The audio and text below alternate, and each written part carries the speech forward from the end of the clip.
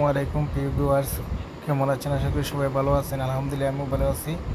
আজ আপনাদেরকে দেখাবো রূপা অ্যাপস থেকে কীভাবে ইনকাম করবেন এবং কি কি কাজ তা আজকে আপনাদেরকে দেখাবো। চলেন রূপা অ্যাপস অফিসিয়াল অ্যাপসে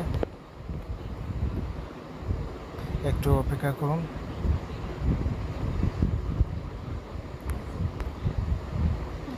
এখান থেকে আপনারা কি কি ইনকাম করতে পারবেন তা আজ সম্পূর্ণ দেখানো হবে। এখানে প্রথমে আপনারা দেখতে পাচ্ছেন যে আমাদের প্রজেক্ট